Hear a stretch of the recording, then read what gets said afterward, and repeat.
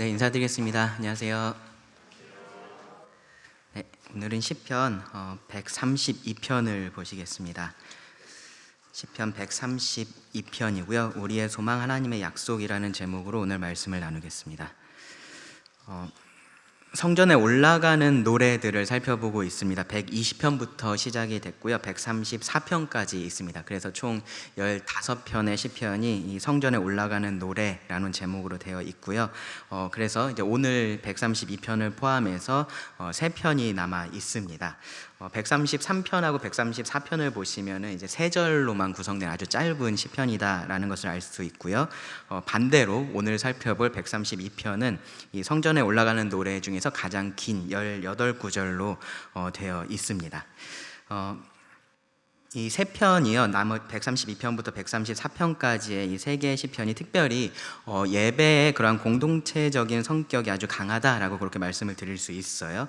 133편 같은 경우는 사실 잘 아시는 시편일 텐데 이 연합에 대해서 말을 하고 있고요. 그리고 134편은 그 일반적인 그런 공동체 예배에 대해서 그리고 하나님의 은혜에 대해서 말을 하고 있습니다.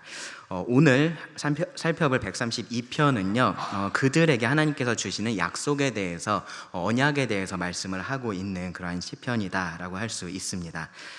성경에 보시면 하나님께서 이제 사람들에게 하신 그런 약속들이 많이 있다라는 것을 알 수 있습니다. 뭐 어떤 것들은 아주 개인적이고 그리고 단기적인 그러한 약속들이 있는데요.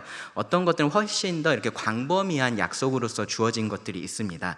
흔히 우리가 언약이라고 부르는 그런 약속들이 그런데요. 잘 아시는 뭐 노아 언약이라든지 아브라함 언약, 모세 언약, 다윗 언약, 그리고 새 언약과 같은 것들이 그렇습니다. 이 하나님의 인간에 대한 구원 계획하고 아주 밀접하게 관련이 있는 아주 중요한 그런 언약들입니다. 우리가 성경을 크게 둘로 나누면 뭐죠? 네, 구약과 신약이죠. 예전에 학생들한테 물어봤더니 성경이랑 찬송가라 그래가지고 깜짝 놀랐었던 적이 있는데 네, 구약하고 신약하고 그렇게 나눠집니다. 그렇게 우리가 구약, 신약으로 구분을 하는 것도 사실은 이 언약에 따라서 그렇게 구분을 하는 거잖아요. 그만큼 이 언약이라는 것이 성경에서 중요한 위치에 있습니다. 그 중에서 오늘 살펴볼 132편은요, 다윗 언약을 다루고 있는 그러한 시편이에요. 다윗 언약은 사무엘상 7장에 기록이 되어 있습니다. 다윗이 이제 하나님께서 주신 그런 은혜 가운데 있었을 때에 이 하나님의 궤, 언약궤죠. 이 언약궤가 그 임시 거처인 장막에만 계속 있는 것이 마음에 쓰였었고요. 그래서 하나님을 위해서 내가 집을 건축해야겠다라는 그런 선한 마음을 품은 것을 우리가 볼 수 있습니다. 그래서 이제 그 마음을 이제 나단 선지자에게 이야기를 했었죠. 그런데 이제 하나님은 그것을 하지 못하게 막으셨고요. 대신에 하나님께서 그를 위해서 집을 지어주겠다라고 말씀을 하신 내용이 사실은 다윗 언약입니다. 사무엘상 7장 12절에 기록이 되어 있습니다. 그 언약의 말씀을 보시면요, 이 다윗 자신에게 주는 그런 언약의 내용들이 있고요. 그리고 그의 후손들에게 주는 그러한 언약의 내용이 포함되어 있는 것을 볼 수 있습니다. 궁극적으로는 그의 후손으로 올 메시아를 통한 영원한 나라 그리고 영원한 통치에 대한 약속이 그 다윗 언약에는 포함이 되어 있습니다. 시편 132편은요, 바로 그러한 언약을 기억하면서 하나님께 드리는 기도문이라고 그렇게 이야기를 할 수 있을 거예요. 다윗 언약은요, 후반부에 나옵니다. 11절에서 18절에서 언급이 되고 있고요. 거기서 이제 하나님의 언약 혹은 이 백성을 위한 하나님의 헌신이라고도 제목을 붙일 수 있을 텐데, 이 백성을 위한 하나님의 헌신이 그 후반부에 기록이 되어 있고, 전반부인 1절부터 10절에는요 그것에 대항하는 하나님을 위한 이 백성들의 헌신이라고 우리가 볼 수 있습니다. 그러한 내용들이 기록이 되어 있습니다. 이 시편을 통해서요, 하나님의 언약이 우리들에게 소망을 주고 그런 소망을 만들고, 그리고 그 소망을 붙드는 믿음은 지금의 헌신으로서 드러나야 한다라는 그런 교훈을 함께 좀 생각해 보기를 원합니다. 먼저는요, 1절부터 10절인데요, 하나님을 위한 백성들의 헌신이에요. 말씀을 좀 읽어가면서 살펴보겠습니다. 1절을 보시면요, 여호와여 다윗을 위하여 그의 모든 겸손을 기억하소서라고 그렇게 기도를 합니다. 전체적으로 봤을 때는 이 성전에 올라가는 그 예배자의 기도라고 우리가 볼 수 있어요. 예배자는 특별히 하나님께서 다윗과 그에게 하셨던 그 약속을 기억을 하면서 그의 기도를 지금 들어주실 것을 구하고 있는 겁니다. 여기 보면은 다윗의 모든 겸손이라는 표현이 나와요. 이 겸손이라는 게 이제 다윗의 어떤 성품이나 태도를 의미하는 것처럼 그렇게 들리는데 사실은 다윗의 고난이나 다윗의 어려움이라고 번역을 하는 것이 조금 더 적절합니다. 특별히 이제 뒤에 이어지는 맥락을 보시면요, 다윗이 언약궤를 찾아서 예루살렘으로 가지고 오고 그리고 그 언약궤를 둘 그 성전을 위해서 헌신했었던 그러한 수고를 여기서 의미한다라고 그렇게 볼 수 있습니다. 다윗이 그러한 수고를 했고요. 그리고 그런 것들을 이제 기억해 달라라고 지금 기도를 하는 거예요. 근데 그런 다윗의 수고가 어디서 시작이 됐느냐? 이 하나님을 향한 진실한 마음에서 시작이 됐다라는 것을 우리가 알 수 있습니다. 2절부터 5절 말씀을 보시면 이렇게 말을 합니다. 그가 여호와께 맹세하며 야곱의 전능자에게 서원하기를 내가 내 장막집에 들어가지 아니하며 내 침상에 오르지 아니하고 내 눈으로 잠들게 하지 아니하며 내 눈꺼풀로 졸게 하지 아니하기를 여호와의 처소 곧 야곱의 전능자의 성막을 발견하기까지 하리라 하였나이다. 이 다윗의 지금 서원의 내용, 맹세의 내용을 지금 여기에 기록을 하고 있는데 이 성경 다른 곳에서는 사실은 찾아볼 수 없는 그러한 내용입니다. 우리가 이 시편을 통해서 다윗이 이러한 서원을 했었구나, 이런 맹세를 했었구나, 이제 그것을 알 수가 있어요. 여기서 보시면요, 다윗은요 하나님의 처소를 찾기까지 쉬지도 않고, 그게 3절의 내용이죠. 쉬지도 않고 잠자지도 않겠다라는 의지를 아주 분명하게 말하는 것을 볼 수 있습니다. 생각해보면 사실은 문자 그대로 성취하기에는 사실은 어려운, 사실 불가능한 그런 맹세다라고 할 수 있어요. 그렇죠? 3절까지는 어떻게 할 수 있을지 몰라요. 그렇죠? 자기 집에 들어가지 않고 침대에 오르지 않고 그렇게 할 수 있을지 모르는데 4절 같은 경우는 사실은 의지로만은 할 수 없는 일입니다. 그렇죠? 하루 이틀이야 어떻게든 뭐 버틸 수 있겠죠. 여러분 잠 안 자고 며칠까지 버텨보셨는지 모르겠는데 지금 여기 잠을 안 자겠다라고 하는 거잖아요. 그렇죠? 하루 이틀이야 어떻게까지 그렇게 할 수 있다고 해도 이 기간이 얼마나 걸릴지 모르는 상황에서 제가 이거 할 때까지는 잠도 자지 않겠습니다 라고 문자 그대로 그렇게 하는 것은 사실은 불가능한 일입니다. 어떻게 봐야 되냐 하면은 이러한 과장된 그런 표현을 통해서 자신의 확고한 의지를 그렇게 드러냈다라고 봐야 됩니다. 뭐냐면요, 무슨 의지냐 하면은 하나님의 처소를 마련하는 것, 그것에 대해서 다윗이 아주 확고한 의지를 가지고 있었다라고 할 수 있습니다. 이것하고 이제 관련해서 우리가 생각해 볼 수 있는 말씀이 제가 처음에 말씀드렸던 사무엘상 7장의 말씀이에요. 사무엘하 7장이죠. 사무엘하 7장인데 그 사무엘하 7장 2절에 보시면 다윗이 선지자 나단한테 나는 백향목 궁에 살거늘 하나님의 궤는 휘장 가운데 있도다라고 하면서 이 성전 건축에 대한 마음을 표명을 했습니다. 그런데 우리가 이 다윗의 그런 행적들을 좀 고려를 해보면 이때 처음으로 성전 건축에 대한 마음을 품은 것은 아니었겠구나라고 우리가 생각을 해볼 수 있어요. 그러니까 무슨 말이냐면은 언약궤를 지금 이제 가지고 예루살렘으로 가지고 온 상황이거든요. 예루살렘으로 언약궤를 가지고 와서 보니까 그냥 장막에 두는 게 좀 그래서 그냥 성전은 좀 지어야겠다, 건물을 좀 지어야겠다, 이제 그런 생각들을 지금 갑자기 하면서 이 얘기를 꺼낸 것은 아니었겠다라는 거예요. 오히려 다윗은 이 하나님의 백성인 이스라엘의 그 중심에 하나님의 임재를 나타내는 언약궤를 두고 싶어 했었고요. 그래서 공식적으로 온 이스라엘의 왕이 된 그 이후에 이 일을 차근차근 그렇게 진행하고 있는 과정이었다라고 보는 것이 더 맞습니다. 성경에 보시면은 다윗이 왕이 되고 나서 가장 먼저 했었던 일, 그 다윗의 행적으로서 가장 먼저 기록된 것이 무엇이냐면요, 예루살렘으로 가서 그곳에 있는 여부스 사람을 몰아내고 그 예루살렘을 이스라엘의 수도로 삼는 일이었습니다. 그게 사무엘하 5장의 내용이고요. 그리고 나서 사무엘하 6장을 보시면은 다윗이 뭐를 했냐면은 언약궤를 찾아서 예루살렘으로 가지고 왔습니다. 그때 다윗이 그 지휘관들을 모아놓고서 이런 얘기를 했어요. 이 얘기는 이제 역대상에 나오는데요. 13장 3절에 보시면 우리가 우리 하나님의 궤를 우리에게로 옮겨오자 사울 때에는 우리가 궤 앞에서 묻지 아니하였느니라 하매라고 말씀을 합니다. 이 언약궤가요, 여러분 아시겠지만 이 엘리 제사장 때 빼앗겼었잖아요. 그렇죠? 엘리 제사장 때 블레셋에게 빼앗겼다가 그 다음에 그것을 이제 반환을 하는데 기럇 여아림이라는 곳으로 반환이 됐었고요. 그리고 그곳에서 사실은 방치가 되어 있었습니다. 물론 이제 그곳 사람들은 언약궤를 관리를 하기는 했었어요. 근데 이제 국가적인 관심에서는 멀어져 있었다라는 거예요. 왕의 자리에 올랐던 사울은요, 이 하나님의 언약궤에 대해서 전혀 관심이 없었습니다. 여기 다윗이 사용한 표현을 보시면은 사울 때는 우리가 궤 앞에서 묻지 아니하였느니라라고 그렇게 말을 했는데, 요 묻지 아니하였다라는 이 말이요, 기본적으로는 어떤 의미냐 하면은 관심을 가지고 찾는다라는 의미예요. 관심을 가지고 찾는다. 그러니까 사울은 이 언약궤를 찾을 생각을 하지를 않았었다라는 겁니다.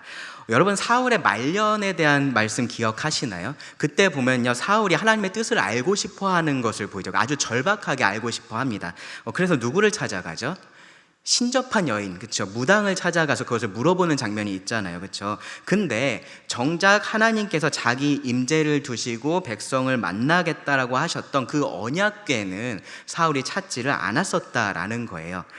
기간을 생각해 보면요, 사울의 통치 기간이 40년이었잖아요, 그렇죠? 그 40년이었고 그 앞뒤에 기간이 있었던 것을 생각하면은 이 언약궤가 최소한 6, 70년 동안은 이 기럇 여아림에 머물고 있었고요.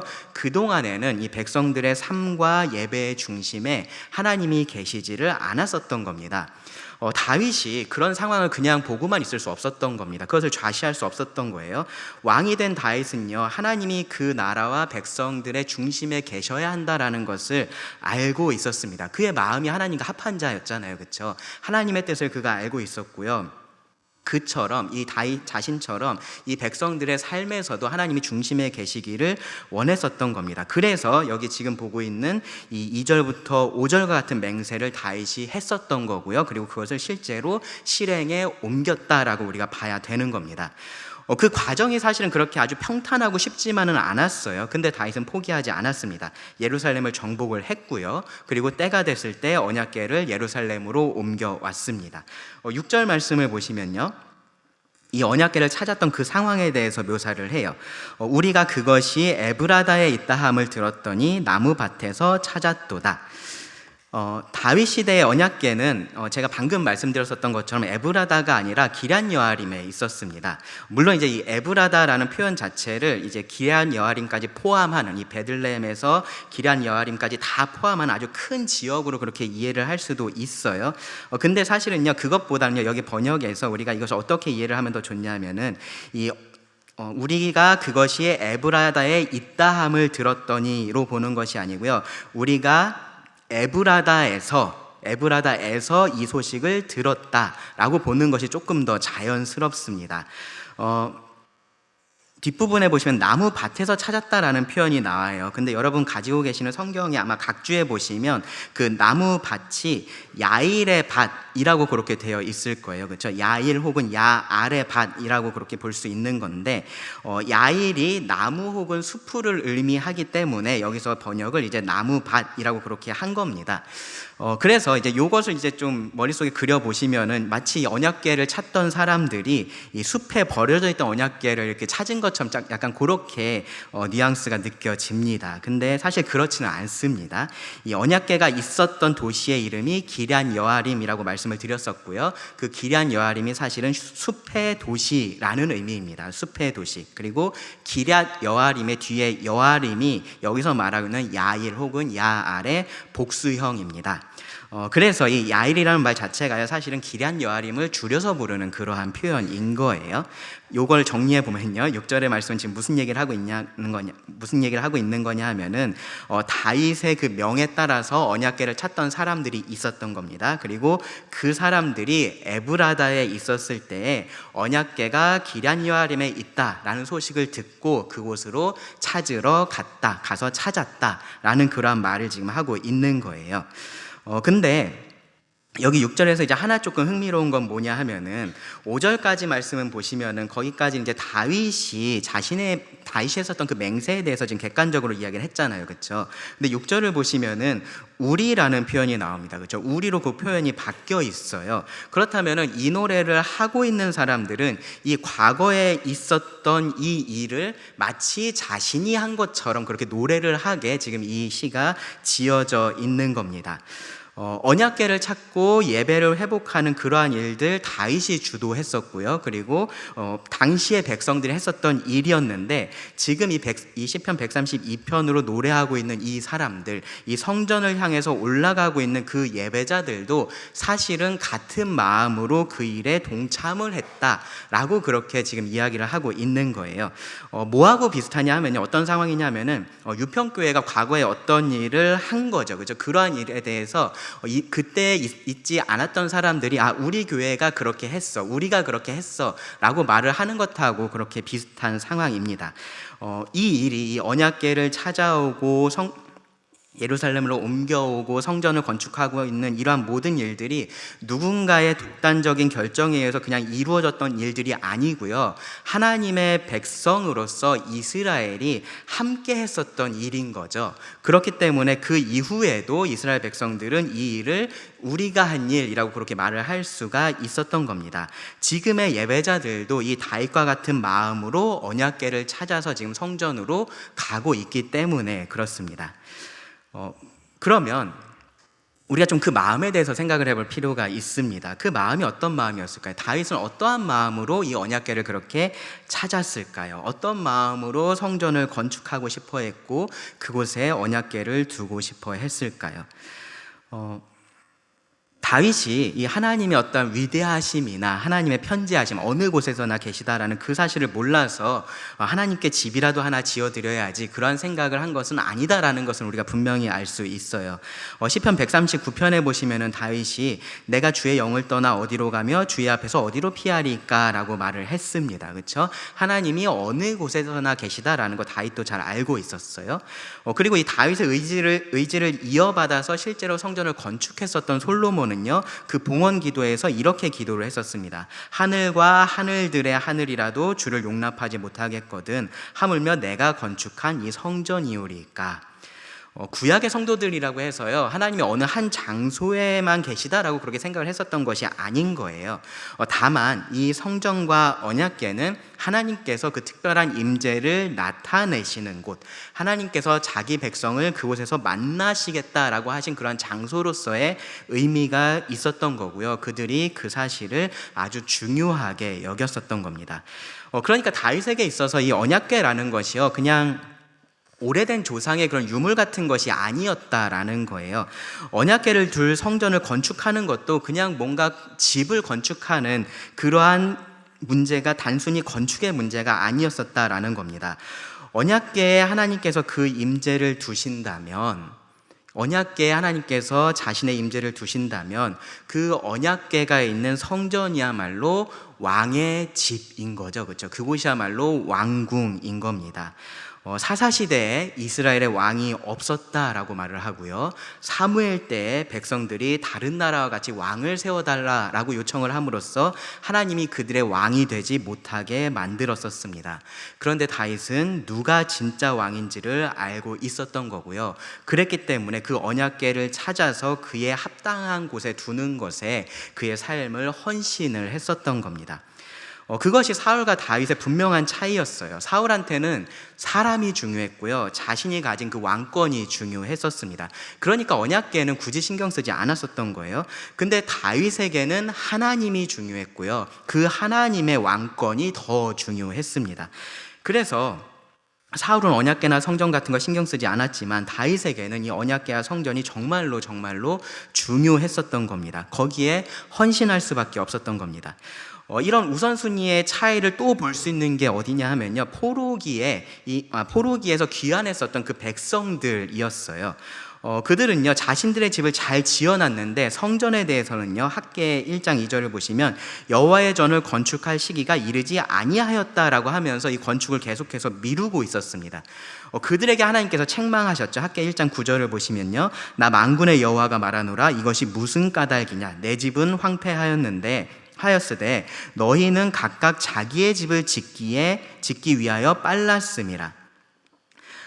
성전이 지어지지 않은 것 자체가 문제가 아니었어요. 성전이 지어지지 않아서 하나님이 무슨 노숙하고 있고 막 그런 문제가 아닌 거예요. 이때에 이 하나님의 백성들의 하나님에 대한 태도의 문제였습니다. 그들이 하나님의 집에 관심이 없었습니다. 그래서 그것을 계속해서 뒤로 밀어두고 있었어요. 하나님을 향한 진실한 마음이 그들에게 없었고요. 그들 마음의 중심에 하나님이 계시지가 않았었던 겁니다. 그것이 이 하나님과 관련된 것을 계속해서 뒤로 미루는 그러한 우선순위로서 드러나고 있었던 거고요. 그것을 하나님은 지적을 하신 겁니다. 그것이 지금 이 다윗이 보여준 모습하고는 정확히 반대되는 모습이었었던 거죠.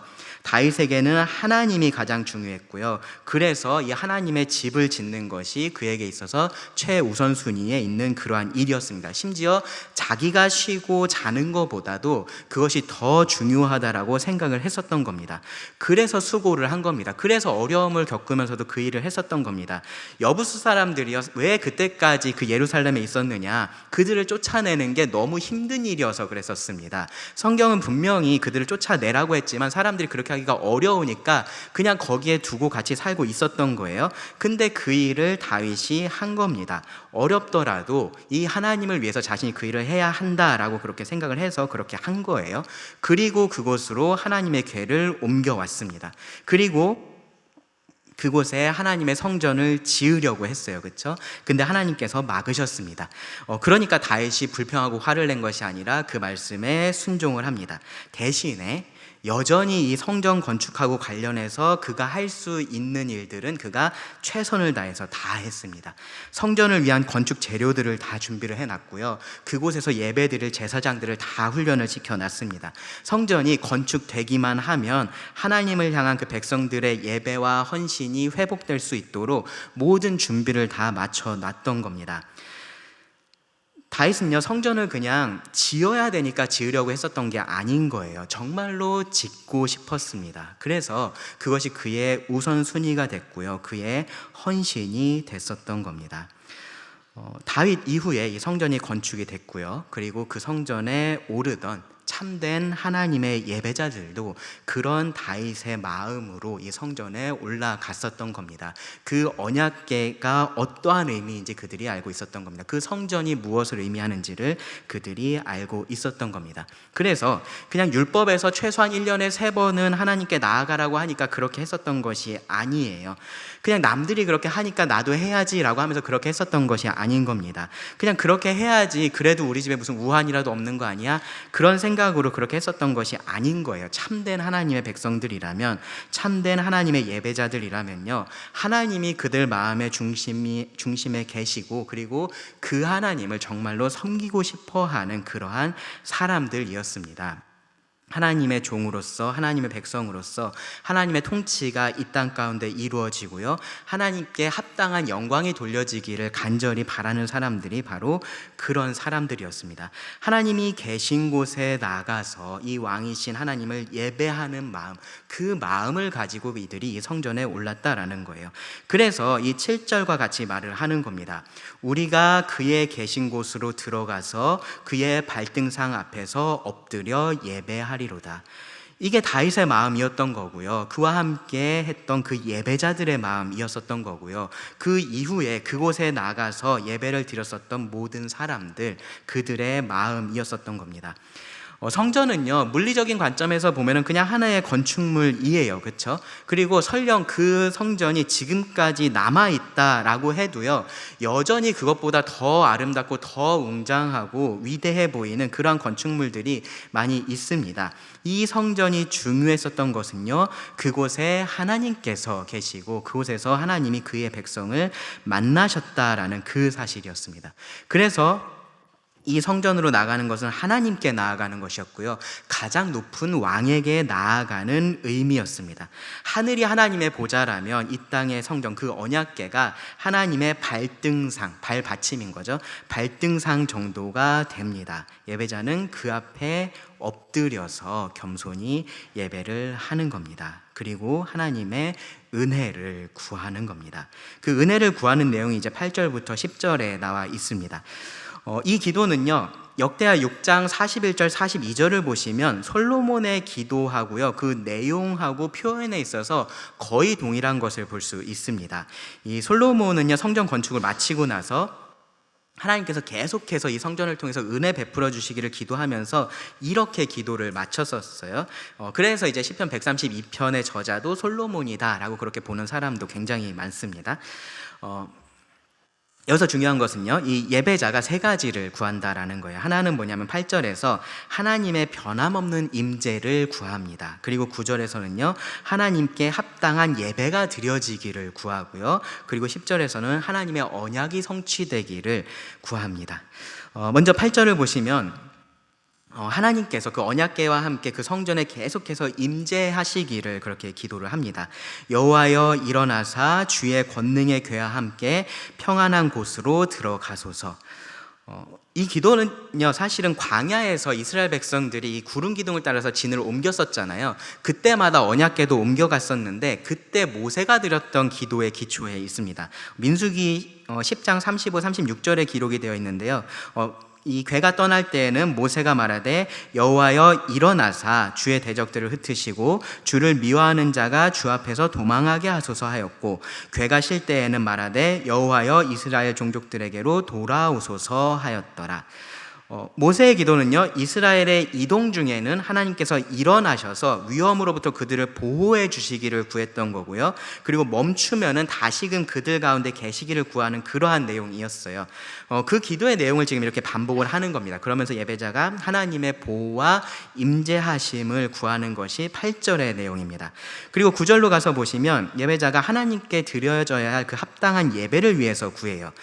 주의 제사장들은 의를 옷 입고 주의 성도들은 즐거이 외칠지어다. 여기 이제 외칠지어다 보다는 사실은 외치게 하소서가 여기 맥락에는 더 적절할 겁니다. 주의 제사장들은 의를 옷 입고 주의 성도들은 즐거이 외치게 하소서라고 그렇게 구하는 겁니다. 제사장들이 의를 옷 입는 것은요, 단순히 그런 제사장 복에 대해서 지금 얘기를 하고 있는 것이 아닙니다. 본래 이 제사장복이라는 것도요, 단순히 그런 작업복의 의미는 아닙니다. 제사장들은 백성들을 대표해서 구별된 자들이다라는 것을 보여줬던 것이 그 제사장의 의복, 옷이었어요. 당연히 옷만 구별되는 옷을 입으면 됐었던 것이 아니고요, 그들에게는 더 구별된 삶, 더 거룩한 삶이 요구가 됐습니다. 그래서 여기 이 예배자의 기도는요, 그러한 예배의 인도자인 제사장들이 그들의 역할에 합당하게 거룩한 삶을 살기를 구하는 그러한 기도인 거예요. 그리고 그때 이 성도들도 즐거이 외치면서 예배할 수 있게 그렇게 해달라고 구하는 겁니다. 그들에 대해서 주의 제사장들, 주의 성도들이라고 그렇게 표현을 합니다. 하나님께 속한 자들인 거죠, 그렇죠? 그래서 이 강구는요, 이렇게 좀 풀었을 수도 있을 것 같습니다. 어떻게 할 수 있냐면은, 하나님, 그들은 하나님의 제사장들이고 우리도 하나님의 성도들입니다. 우리가 함께 하나님께 합당한 예배를 드리기를 원합니다. 즐거운 예배를 드리기를 원합니다. 하나님, 우리의 예배를 지켜주소서. 이 예배라는 것이 혼자만 드리는 것이 아니어서 그렇습니다. 같이 함께 공동체로서 드리는 것이기 때문에 이러한 기도를 드리는 거고요, 우리에게 이러한 기도가 언제나 필요합니다. 그리고 세 번째로 10절에서는요, 이 예배자가 하나님의 언약의 성취를 구해요. 주의 종 다윗을 위하여 주의 기름 부음 받은 자의 얼굴을 외면하지 마옵소서라고 그렇게 구합니다. 여기 이제 다윗을 위하여라는 표현이 나오고요, 사실 1절에도 다윗을 위하여라는 비슷한 표현이 있었습니다. 이게 이제 다윗을 봐서라는 의미처럼 살짝 들릴 수 있어요. 그러니까 무슨 의미냐면은, 다윗이 하나님께 그렇게 헌신했으니까 그 다윗을 봐서라도 하나님 이렇게 해주십시오, 약간 그렇게 이것이 들리는 거죠. 그런데 여기서 의도하는 것은 사실은 그런 의도는 아닙니다. 뭐냐 하면은, 하나님께서 이 다윗에게 하신 그 맹세, 그 약속을 지금 말을 하고 있는 겁니다. 그 맹세의 기초에서, 그 약속의 기초에서 하나님 이렇게 해주십시오라고 그렇게 구하는 거고요, 그 약속의 내용들을 11절 이후에서 우리가 보게 될 겁니다. 그 약속에 따라서 주의 기름 부음 받은 자의 얼굴을 외면하지 마옵소서라고 지금 그렇게 구하고 있는 겁니다. 기름 부음 받은 자라고 하니까 아마 바로 생각이 예수님 메시아로 그렇게 가실 텐데요. 사실은 이 왕들에 대한 그러한 표현이라고 우리가 볼 수 있습니다. 그러니까 이 시편으로 노래하는 사람에 따라서 사실은 그 당시에 왕이 달랐을 거 아니에요. 그러니까 이 대상이 다 그렇게 다르다라고 우리가 생각할 수 있어요. 솔로몬 시대 같으면은 솔로몬을 위한 기도가 될 거고요. 그 이후에 다윗 왕가의 어떤 왕이라도 여기서 말하고 있는 주의 기름 부음 받은 자가 될 수가 있습니다. 혹은요, 그들이 포로기를 마치고 돌아온 상황이라면 그들에게 왕이 존재하지 않았을 거 아니에요. 그렇죠? 그런 마음에서 그때에도 이들이 똑같은 마음으로 이렇게 기도를 했을 겁니다. 하나님께서 하나님의 언약에 따라서 왕을 세워주시고 그를 통하여서 하나님의 통치가 이 땅 가운데 세워지기를 구하는 그러한 기도입니다.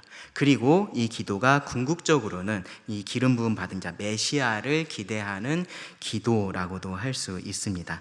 이 모든 기도의 바탕에 있는 것이 하나님께서 주신 그 언약의 말씀이기 때문에 그렇습니다. 하나님께서 자기 백성들에게 이렇게 헌신하겠다라고 하신 그 약속의 말씀이 있기 때문에 그렇습니다.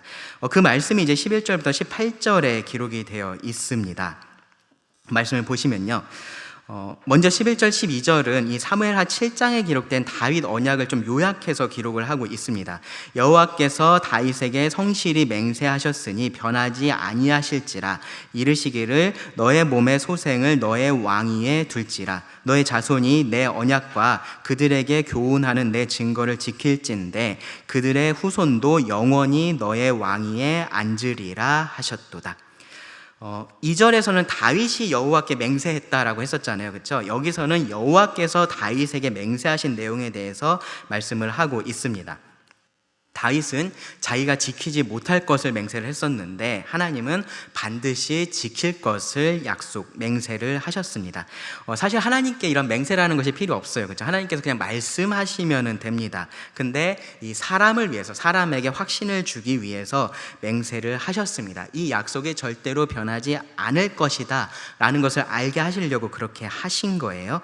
11절의 예배자들은요, 각각 다 다른 상황에서 이 노래를 했을 겁니다. 근데 모두가 동일하게 하나님께서 하신 이 맹세가 변하지 않을 것이다 라는 것에 대한 확신을 할 수 있었을 겁니다. 하나님께서 다윗에게 주신 약속은요, 여기서 말하는 것처럼 이 다윗의 왕위에 대한 그러한 약속인 거예요. 그의 후손을 통해서 계속해서 다윗의 왕위가 지속될 것에 대해서 하나님은 약속을 해 주셨습니다. 다윗이 하나님을 위한 집을 짓겠다라고 했을 때 하나님이 오히려 이 다윗을 위해서 집을 짓겠다라고 하셨었는데 그 집이라는 것이 바로 이 영원한 나라, 영원한 통치, 영원한 왕권이었던 겁니다. 이 약속의 근거에서 사실은요 10절의 기도가 드려진 겁니다. 하나님께서 그렇게 하겠다라고 하셨으니 지금 다윗의 자손인 이 기름 부음 받은 자를 외면하지 말아달라라고 그렇게 기도를 할 수 있었던 거예요. 그리고요 13절과 14절을 보시면요 하나님께서 임재에 대해서도 말씀을 하십니다. 여호와께서 시온을 택하시고 자기 거처를 삼고자 하여 이르시기를 이는 내가 영원히 쉴 곳이라 내가 여기 거주할 것은 이를 원하였음이로다. 그렇게 말씀을 해요. 시온이라는 것이, 예루살렘이라는 것이 다윗이 선택한 것 같았었는데 사실은 하나님께서 택하고 거처로 삼으신 곳이다 라고 말씀을 하는 거예요. 그리고 14절에 보시면요 하나님께서 그곳을 영원히 쉴 곳이라고 표현을 하십니다. 그동안의 언약궤는요 정해진 거처가 없었어요. 그렇죠? 근데 이제는 이 시온에, 예루살렘에 머물게 될 것에 대해서 말씀을 하신 겁니다. 계속해서 그곳에 하나님의 임재를 두실 것을 하나님께서 약속을 하신 거예요. 솔로몬의 성전이 건축되고 나서요 솔로몬에게 하나님께서 나타나셔서 이렇게 말씀을 하셨습니다. 역대하 7장 16절인데요 이는 내가 이미 이 성전을 택하고 거룩하게 하여 내 이름을 여기에 영원히 있게 하였음이라. 내 눈과 내 마음이 항상 여기에 있으리라. 이것이 하나님의 약속인 거죠. 그래서 이 약속의 근거에서 예배자들은 8절과 같은 기도를 드릴 수가 있었던 겁니다. 하나님께서 이곳에 계셔 주시기를, 계속해서 임재하시기를 그렇게 구할 수 있었던 겁니다. 그들이 향하고 있는 그 성전에 하나님께서 은혜 가운데 계신다라는 것을 그들이 확신할 수가 있었던 겁니다. 그리고 15절 16절은요 하나님께서 약속하신 복에 대해서 말을 해요. 내가 이성의 식료품에 풍족히 복을 주고 떡으로 그 빈민을 만족하게 하리로다. 내가 그 제사장들에게 구원을 옷 입히리니 그 성도들은 즐거이 외치리로다. 하나님께서 백성들의 물질적인 필요를 공급하실 것이고 영적인 필요도 채워주실 것에 대해서 말씀을 하시죠. 9절의 기도가 이 약속에 근거해 있습니다. 그리고 마지막으로 17, 18절에서는요 다시 이 기름 부음 받은 자에 대한 말씀이 나옵니다. 약속의 말씀이 다시 한번 나옵니다. 내가 거기서 다윗에게 뿔이 나게 할 것이라. 내가 내 기름 부음 받은 자를 위하여 등을 준비하였도다. 내가 그의 원수에게는 수치를 옷 입히고 그에게는 왕관이 빛나게 하리라 하셨도다. 다윗에게 뿔이 나게 한다는 말 좀 이상하죠, 그렇죠? 네, 다윗의 머리에 뿔이 난다라는 그런 의미가 아니고요. 이 뿔이라는 것, 성경의 뿔이라는 것은 능력을 상징을 해요. 그리고 뒤에 나오는 등은 인도를 상징합니다. 하나님께서 다윗의 자손인 이 기름 부음 받은 자에게 능력을 더하실 것이고 그를 인도하실 것에 대해서 약속의 말씀을 주신 겁니다. 그리고 18절 말씀은요 확실한 승리를 말을 하고 있습니다. 원수는 패배로 인해서 수치를 옷 입게 될 것이고 여호와의 기름 부음 받은 자의 왕관은요 승리로서 더욱더 그 왕관이 빛나게 될 것이다 라고 말씀을 하세요. 하나님께서 그렇게 하시겠다라고 하신 겁니다. 그리고 하나님께서 그런 약속을 주셨으니까 다시 한번 10절과 같은 이러한 기도를 할 수가 있는 겁니다. 자, 그럼 이제 여기서 우리가 의문이 생기죠. 이 약속들이 다 성취가 된 건지, 이것이 이스라엘 백성들에게 정말로 그대로 이루어진 건지 의문이 듭니다. 일단 지금 여러분 생각해 보세요. 지금 다윗의 자손으로 세워진 왕이 있나요? 이 땅에 없습니다. 그렇죠? 우리가 알기로는 없습니다. 누가 다윗의 자손인지도 알 수가 없어요. 그렇단 말은 하나님께서 다윗의 왕위를 영원한 왕위가 되겠다라고 그렇게 말씀을 하셨는데 그것이 그러면 성취된 것이 아니네라는 생각이 들 수가 있습니다. 이 11절에서 하나님께서 하신 이 약속, 다윗에게 성실히 맹세하고 변하지 아니하실지라라고 하신 이 약속이 거짓말이든지 아니면 다윗이 그랬었던 것처럼 하나님도 좀 과장해서 그렇게 이야기를 한 것이 될 겁니다. 먼저 우리가 생각해 봐야 될 건 뭐냐면요 12절에 언급되어 있는 이 언약의 조건이에요. 언약의 조건. 12절에 보시면 너의 자손이 내 언약과 그들에게 교훈하는 내 증거를 지킬진대 라고 그렇게 말씀을 하십니다. 이것이 하나의 조건인 거예요. 언약을 받은 다윗의 자손은요 하나님의 언약과 그 말씀을 지켜야만 했습니다. 그래야지 그들이 하나님께서 이 약속해 주신 복을 그들이 풍성하게 누릴 수가 있었던 거예요. 그런데 안타깝게도 이 다윗의 자손으로서 왕위에 오른 자들이 다 다윗 같지가 않았습니다. 어떤 자들은 다윗의 길을 따랐는데요 어떤 자들은 그러지가 않았어요. 하나님은 그들에 대해서 기다리기도 하셨고요 징계하기도 하셨습니다. 그런데 결국은 다윗의 나라가 어떻게 됐습니까? 멸망했습니다. 그렇죠? 멸망했고요 더 이상 다윗의 보좌에 앉아서 다스리는 자도 나오지가 않게 된 겁니다. 예레미야 22장 30절을 보시면 이렇게 말을 합니다. 여호와께서 이와 같이 말씀하시니라. 너희는 이 사람이 자식이 없겠고 그의 평생 동안 형통하지 못할 자라 기록하라. 이는 그의 자손 중 형통하여 다윗의 왕위에 앉아 유다를 다스릴 사람이 다시는 없을 것임이라 하시니라. 이 말씀은요 유다 왕 여호야김의 아들 고니야라는 왕에 대한 예언의 말씀이에요. 혹은 여호야긴이라고도 되어 있습니다. 그 이름이요. 이런 관점에서 보면요 다윗의 왕조는 끝이 났습니다. 그렇죠? 그리고 하나님의 약속은 이 사람의 불성실함으로 인해서 이루어지지 못했다라고 그렇게 우리가 말을 할 수가 있을 겁니다. 그런데 하나님은 다윗에게 이 언약의 말씀을 주실 때요 사실은 그 이상을 바라보고 계셨습니다.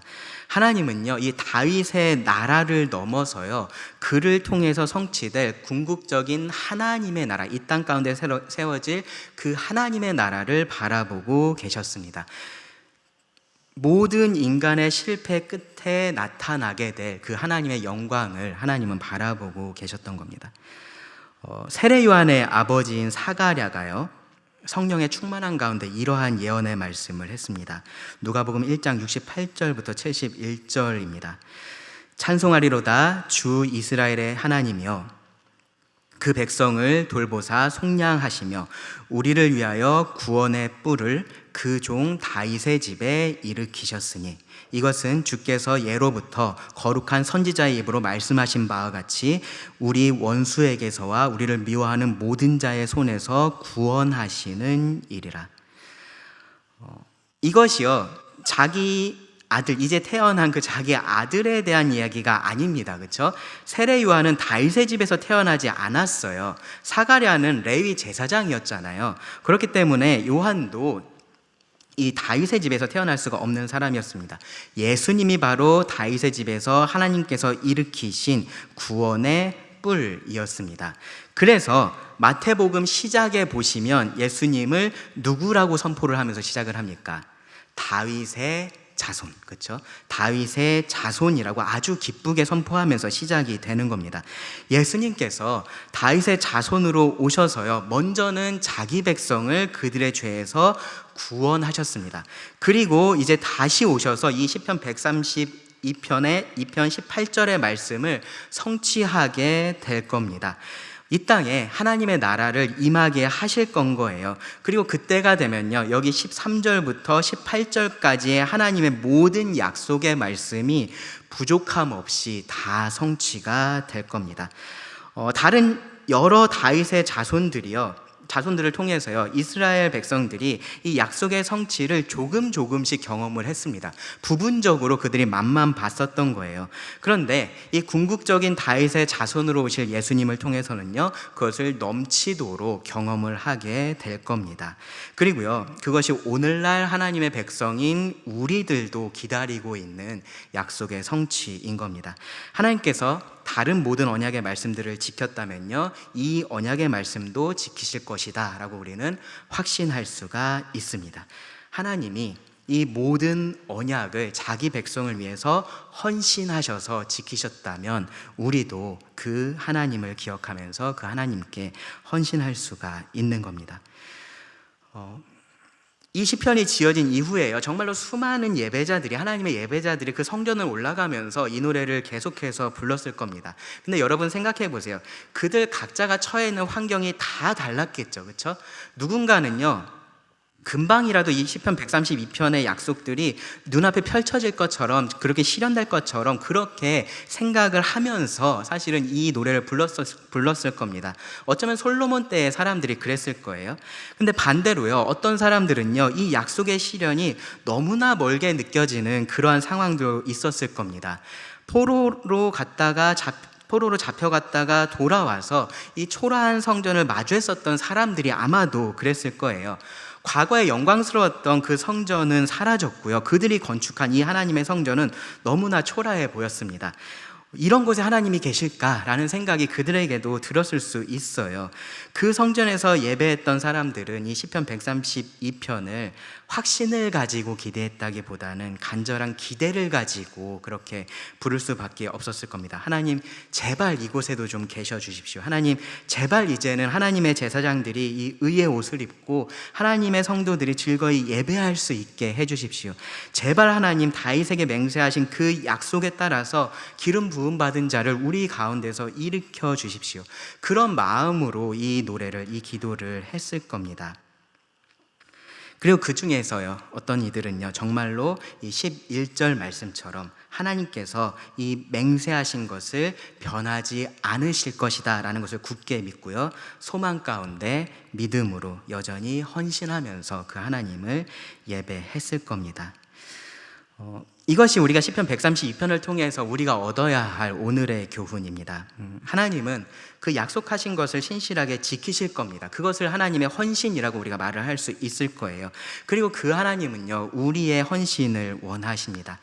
하나님의 약속은요, 소망을 만듭니다. 그렇죠? 그 하나님의 약속을 바라는 자들에게 소망을 만들고요, 그리고 그 소망은요, 지금 믿음의 헌신을 살아가기를 요구하는 겁니다. 다윗처럼, 그리고 혹은 다른 예배자들처럼 하나님을 자기 마음의 중심에 두는, 이 삶의 중심에 두는 그러한 헌신을 요구하는 겁니다. 하나님의 헌신, 하나님의 신실하심, 하나님의 약속은요, 우리의 나태함을 의미하지는 않아요. 디모데후서 2장 13절에서 바울이 이런 고백을 했죠. 우리는 미쁨이 없을지라도 주는 항상 미쁘시니. 이 말이요, 하나님이 항상 미쁘시니까 우리는 미쁠 필요가 없다, 그런 의미가 아니에요. 그렇죠? 하나님이 신실하시니까 우리는 신실할 필요가 없다, 그런 말을 하는 게 아닙니다. 하나님이 신실하시니까 우리가 신실해야 한다라는 것을 오히려 의미합니다. 하나님이 신실하시니까 우리의 신실함이 결코 헛된 것이 되지 않는다라고 성경은 말을 하고 있는 겁니다. 하나님께서 그 약속에 헌신하시니까 우리가 하나님께 하는 그 모든 헌신이 헛되지 않는다라고 성경은 말한다라는 거예요. 하나님께서 약속하신 그 모든 것들이 그렇기 때문에 우리에게 소망이 돼야 되는 거고요. 그리고 그것이 오늘날 우리의 기도로 바뀌어야 되는 거고요. 그것이 우리 헌신의 대상이 되어야 되는 겁니다. 여러분이 어디에 여러분의 삶을 지금 헌신하고 계신지 좀 돌아보시기 바랍니다. 하나님께서 그 이름을 두시고 헌신하고 계신 그곳에 내가 내 삶을 헌신하고 있지 않다면요, 그 헌신은 지푸라기처럼 타서 없어져 버릴 겁니다. 그렇게 되면 우리의 삶이라는 것이 그냥 낭비되어 버릴 겁니다. 우리의 삶이 그렇게 낭비되지 않도록요, 이 하나님의 약속을 여러분 소망하시고요, 그리고 믿음으로 오늘을 살아가실 수 있기를 바랍니다. 기도하고 말씀 마치겠습니다. 하나님, 또 오늘 우리들에게 주신 이 말씀에 감사를 드립니다. 이 말씀을 통해서 또 우리 자신의 지금의 삶을 돌아보게 하여 주셔서 감사합니다. 하나님, 우리가 이 땅을 바라보면서만 살지 않게 하여 주시기를 구합니다. 보이지 않지만 하나님께서 약속하신 그 하늘나라를 바라보면서 오늘 이 땅에서의 삶을 하루하루 살아갈 수 있게 하여 주시기를 원합니다. 그렇게 하여서 이 땅에서 우리의 삶이 단 하루라도 1초라도 낭비되지 않게 하여 주시기를 원합니다. 하나님, 우리가 하나님의 길로 걸어갈 수 있게 해주시기를 구합니다. 들은 말씀을 주님께 맡기며 예수님의 이름으로 기도드립니다. 아멘.